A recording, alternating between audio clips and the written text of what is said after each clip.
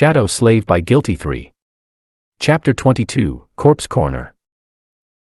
Satisfied with his performance, Sunny walked back to the deserted corner of the hall. He felt people looking at him with mockery, contempt, and pity. No one seemed to be willing to stay close to him. It was just as well, he didn't want to be bothered anyway. Still, weren't their reactions a bit exaggerated? It's not like he was carrying an infectious disease. Well, except for the spell. But it wasn't really a disease, which everyone here should have known already. Finally, he extricated himself from the crowd and reached the corner. For some reason, sleepers were unwilling to approach it. Currently, there was only one girl sitting quietly on the bench. Sunny gave her a look. The quiet girl was delicate, demure, and very pretty. Her clothes were tidy and neat. They weren't very expensive, but still rather tasteful. With her pale blonde hair, big blue eyes and exquisite face, she looked like a beautiful porcelain doll. She was subtly breathtaking.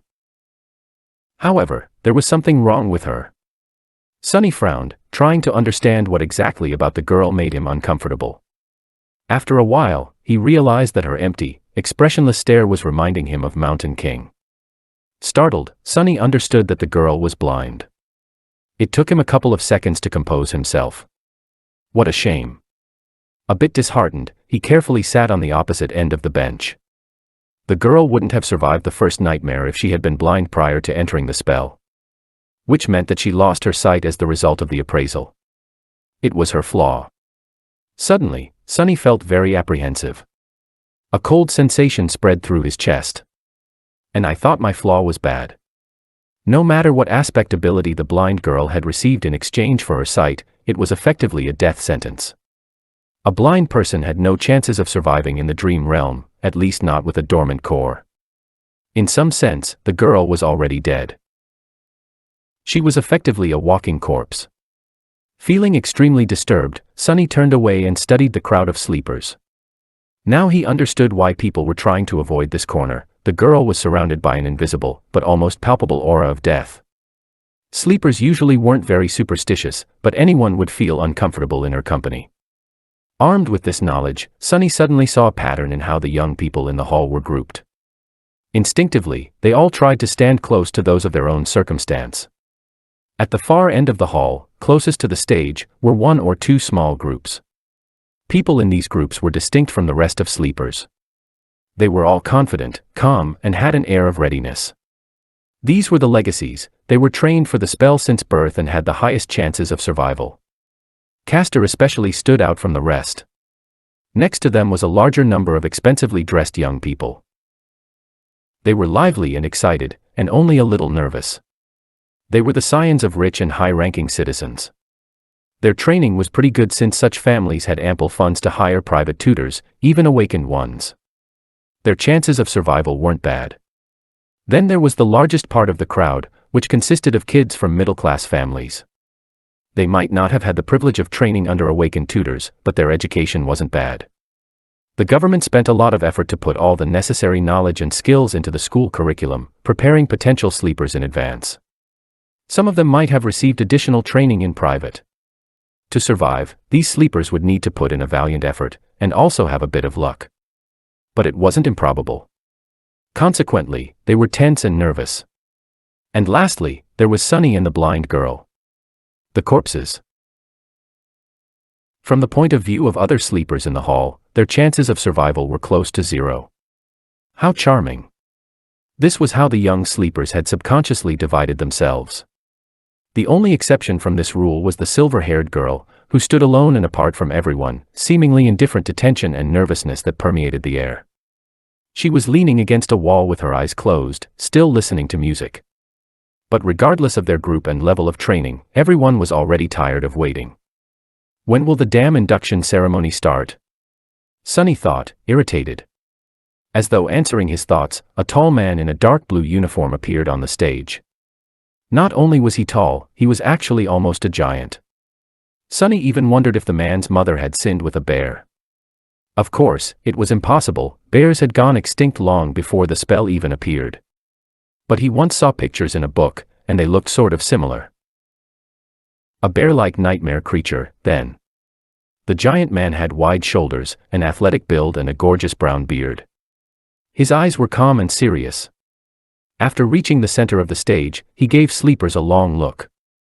When his gaze reached the deserted corner, Sunny suddenly felt nervous. I sure hope he doesn't have a telepathic ability. Otherwise, he might separate me from a limb or two on behalf of his mother. The man didn't pay Sunny a lot of attention and returned his gaze to the front rows of the crowd. Finally, he said in a deep, reverberating voice, "I am Awakened Rock. Sleepers, welcome to the academy." Everyone listened without making a sound. In less than a month, you will be summoned to the dream realm. Some of you might think that you are well prepared. You're wrong. The spell is merciless and cunning. The moment awakened begin to think too much of themselves, they die. I've seen countless sleepers like you lose their lives. I've also seen experienced masters lose theirs. Even saints are not assured to survive. Thanks for the encouragement, Sunny thought sarcastically. In the following 4 weeks, we will do everything in our power to increase your chances of survival. You will receive training from the best instructors in the world.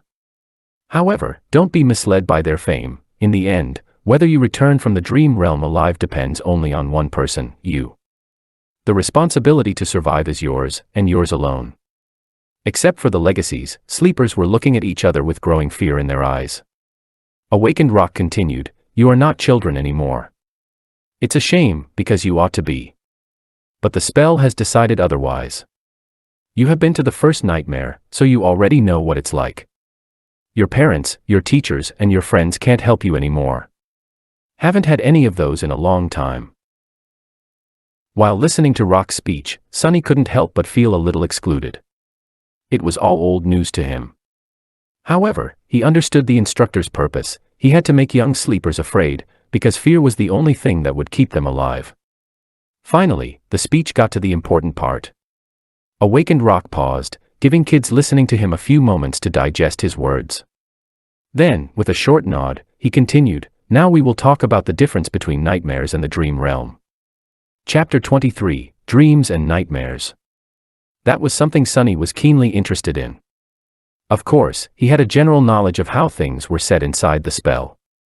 But the first nightmare had already shown him that reality was different from how it was portrayed in popular culture in a number of small, but infinitely important ways. He needed to separate truth from the myths. And, of course, it was very advantageous to hear it from the mouth of someone who had actually been to the dream realm. So Sunny was all ears. Awakened Rock began to speak. Most people are aware of what nightmares are, because they have an impact on the real world and their lives. All of you have been warned before entering the first nightmare that, should you perish there, a nightmare creature would be allowed to cross the threshold and enter reality. Yup, that was the reason why Master Jet had to wait patiently by his side, prepared to deal with the monster if it appeared. First nightmares are unique, because each of them is individual. That's why only a single creature can appear. However, starting from the second nightmare, things become much more dangerous. These nightmares are not tied to an infected person. Instead, they are born in the dream realm. While the seed of the nightmare is growing, any number of awakened can attempt to conquer it. Hunting down nightmares was the main responsibility of the awakened. Sunny knew that much. Should they all die or fail to find the seed before it matures, a gate will open in the real world, letting through countless monsters. You all know the consequences. Other awakened will be forced to withstand the onslaught on this side, but then there can be massive destruction or losses among the civilian population. Opening gates was something that every person on the planet feared. It was also the second disaster brought upon by the spell after the initial appearance of the nightmare creatures. The main difference was that, in that initial wave, there were only dormant beasts. However, gates had ranks of their own, and any type of creature could potentially step through. Not long before Sunny was born, a rank 5 gate opening left a whole continent uninhabitable. Luckily, high-rank gates were very rare. Awakened Rock's voice grew solemn. So it is not wrong to say that the purpose of the awakened is to enter the dream realm, seek out maturing nightmares and close them before any harm could befall the real world. From this, you can see that the dream realm and the nightmares are connected, but are not one and the same. If nightmares are the destination, then the dream realm is the road. But it is also so much more. Very romantic. Does awakened rock have poetic inclinations? Simply put, the dream realm is a world. It is vast, mysterious, and mostly unexplored. It is also dead. There is no life out there except for the nightmare creatures, corrupted ecosystems, and now us. But it wasn't always dead. We can tell that once, a long time ago, the dream realm was home to several primitive civilizations. There are a lot of ruins buried in its soil. From what Sunny knew, those lost civilizations were not really primitive, it's just that their development was centered around soul cores and mysticism as opposed to technology. So, basically, miracles and magic. What were their names? How did they fall? No one knew. Maybe they were destroyed by the spell. We don't know if the dream realm exists inside the spell as one of its illusions, just on an unimaginably larger scale, or if it's real, with the spell only serving as a pathway between two realities. However, we do suspect that the illusions conjured up inside the nightmares are based on its history. They are replicas of past events, somehow reconstructed from the depths of time. So, there might have been a real slave caravan on that Black Mountain once, a long time ago. Sunny remembered how time seemed to move in reverse at the beginning of his nightmare. He thought about how things would have ended up without his involvement. Did the nameless temple slave perish in Mountain King's Maw with the rest of the caravan? Somehow, he felt that the nameless slave was not that simple.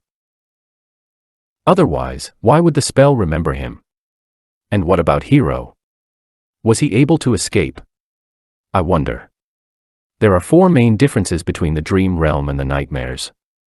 Firstly, it doesn't have a story. There is no predetermined conflict you are forced to resolve. You can move freely and explore, provided that you have the strength to stay alive in the wilderness. Most people tend to stay close to one of the human citadels. That's good to know, Sunny thought, unconvinced. Sure, there were no predetermined conflicts in the dream realm. But with his fated attribute, he was pretty certain to end up in some kind of trouble. So that freedom awakened rock had mentioned was relative in his case. Meanwhile, the instructor continued, secondly, as I have already mentioned, there are no people in the dream realm except for those who came from the real world. There are only monsters. Some of them can mimic human appearance, though, so be mindful of that. Sunny felt cold sweat running down his back. Nightmare creatures mimicking humans. So creepy. Since when was that a thing? Why hasn't he ever heard about it? He stole a glance at the legacies standing in the first row and noticed that they did not show any sign of surprise. So, they knew. Thirdly, unlike the first nightmare, no nightmare creatures will appear in the real world if you die in the dream realm. It may sound cruel, but that's a good thing. Awakened forces are already spread thin. If we had to monitor every sleeper, we wouldn't have resources to handle more important matters. Considering that each sleeper could spend weeks, sometimes even months in the dream realm, there was ruthless logic in that statement. And lastly, and most importantly, unlike nightmares, which are bound by the rules of fairness, there is no limit to what kind of creature you can meet in the dream realm. During its trials, the spell won't pit a dormant human against an opponent many ranks above them. Oh really? Sunny sneered. However, he was forced to agree with Awakened Rock. Even though both Hero and Mountain King were way out of his league, they were still just one rank above him. But in the dream realm, no such restrictions exist. Theoretically, you can stumble upon an unholy titan and die before even realizing what happened. So be careful and stick to the regions with enemies on par with your own rank. It's not an ironclad guarantee, but at least there will be less of a chance of you biting off more than you can chew. Sticking to a region populated by nightmare creatures below his rank was even better. That was exactly what Sunny was planning to do. Awakened Rock paused for a few moments, studying the faces of sleepers in front of him. Then he added, when the solstice comes, you will be drawn into the dream realm. The exact location of where you will appear can't be predicted in advance, but there is a high chance that many of you will find yourselves in close proximity to each other. Band together and proceed to the nearest human citadel. Each citadel is built around a gateway. Once you reach it, you will be able to return. Gateways were special portals that served as exit points from the dream realm. Once sleepers reached such a portal, they would be able to escape back to reality and become awakened. Their core would evolve, and they would also receive a second aspect ability. After that, They would return to the dream realm each time they fell asleep. If you can't locate or are unable to reach the nearest human citadel, search for an unclaimed gateway. It will usually be inside or near the most prominent landmark of the region. Work together to defeat its guardians and come back alive. He gave them a heavy look. That is all for today. Next, follow the instructions sent to your communicators to find your assigned dormitory. Once settled, you may proceed to the cafeteria for some late supper. There will be a round of interviews after that to prepare your suggested curriculums. Get a good night's rest. Your training starts tomorrow. With that, he gave them a short nod and left. Sunny sighed. Can't be predicted in advance, huh? With his luck, he would either drop right in the middle of a prosperous human citadel and immediately roll into a gateway, or appear in some region of the dream realm so remote and deadly that no one had ever heard about it or returned from it alive. Let's hope for the former. Since he couldn't do anything about it, Sunny wasn't very worried. There was something much more important on his mind. What, exactly, do they serve here for supper? Chapter 24, Moving Up in the World. Everything having to do with sleepers was situated in the same building. Sunny followed the instructions sent to his communicator and quickly found the dormitories, which were situated on one of the lowest levels. To his surprise, he actually got a whole room to himself. It had a bed with a soft mattress, a table, a dresser, and even a separate bathroom. The materials were new and aesthetically pleasing, the air crisp and sterile. It was warm inside, and the outer wall was equipped with a hidden screen that seamlessly imitated a wide window, opening to a picturesque vista of a snowy park. There were even several sets of clothes with the Academy emblem provided to him for free. How extravagant, Sunny thought, a little stunned. Rationally, he understood that such an arrangement was not really luxurious. However, to him, who grew up wandering the outskirts, this room was like a palace. He scratched his head. Looks like I've made it. Sunny glanced around, then winked at his shadow and smiled. I guess we're moving up in the world, huh? The shadow didn't respond, apparently not very impressed. Perhaps it didn't care about such things. Right, what would a stupid shadow know? Sunny changed into new clothes and studied himself in the mirror. Then, remembering something, he summoned the runes. He finally had time to study the puppeteer's shroud. Memory, puppeteer's shroud. Memory rank, awakened. Memory type, armor. Memory description, a worm of doubt once found its way into a righteous king's heart. With time, the king was devoured from inside and became its puppet. A lifetime later, the puppeteer worm escaped from the king's dead body, leaving behind a cocoon of black silk. No one knows where it went. However, once people dared to approach the silent castle, they found the silk among the mountains of gnawed bones and fashioned it into an armor. Sunny made a sour face. That is not that terrifying. Yeah. I'm not creeped out at all. Come to think of it, the first creature he killed was called a larva. If he were to assume that Mountain King was a mature puppeteer worm, and already a tyrant, then what the hell would it transform into after becoming a moth? No, it's better not to think about it. With a sigh, he summoned the puppeteer's shroud. Thin black threads immediately appeared around his body and wrapped it into a set of armor. It was made of dark gray, soft fabric with several elements, such as bracers and shoulder guards, fashioned out of black, lusterless leather. The armor was light, understated and did not restrain his movements at all. It also made no sound when he moved. Perfect equipment for someone who likes to lurk in the shadows. Sunny smiled. He knew that this armor would be tough to pierce for any creature below the awakened rank, which gave him a great advantage in dealing with all dormant monsters. He also felt a sort of strange, faint calmness while wearing it. A worm of doubt, does it have enhanced protection against mental attacks? Somehow, he was sure of it. A great trophy. He wouldn't expect anything less from the memory of a powerful tyrant. The only problem was that the puppeteer's shroud was obviously not meant to be worn on top of a full set of clothes. Quite satisfied, Sunny dismissed it and left his room, heading for the cafeteria. Not bad, he thought, recalling all the rewards he had received during and after the first nightmare. The supper turned out to be as lavish as the dormitory. Sunny's wish to taste real meat finally came true. Not only was it freely available to sleepers, there wasn't even a limit to the amount each of them could eat. More than that, there was rice, bread, various side dishes, sauces, fresh vegetables, fruits, and all kinds of delicious beverages. Extravagant. Sunny thought, steering clear of the coffee. After building a small mountain of food on his plate, he found an empty seat and, for a while, forgot about the world's existence. As juicy, textured, perfectly seasoned meat filled his mouth, Sunny's vision suddenly was full of stars. He had to hold back an exhilarated moan. And to think, he could have lived like that for a whole year. Damn spell, why didn't you infect me a few months ago?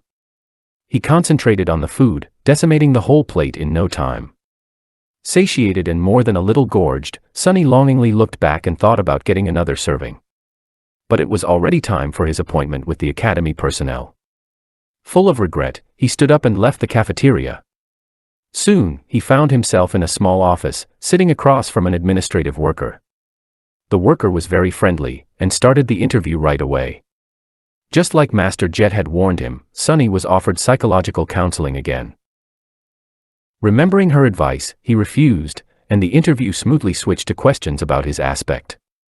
He didn't want to give up information about his abilities, but also knew that he had to tell the worker something. Luckily, the questions were worded in a way to put sleepers at ease. As such, most of them started with nice and polite preambles like, "Would you like to tell me?" or, "If you're willing to share," which gave Sunny an opportunity to give neutral answers. "Would you mind telling me about the type of aspect ability you received, as in combat, sorcery, utility?" He did mind, but had to be careful. I'm not sure. I haven't had time to understand it well." "That's all right. Are you able to directly deal damage with your ability?" "I guess not. Earlier, I wasn't even able to harm a towel." Things went on like that.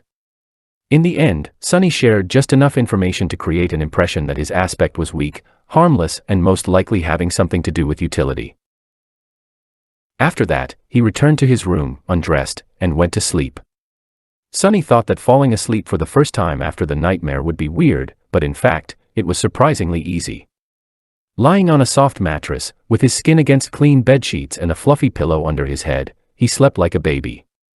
Early in the morning, Sunny washed up in his private bathroom and, bursting with energy, hurried to get breakfast in a happy mood. The cafeteria was a bit crowded. After filling his plate with all kinds of delicious stuff, he quickly realized that the only place he could sit was near the blind girl from yesterday. Her table was empty, since no one wanted to be close to her. Sunny grimaced.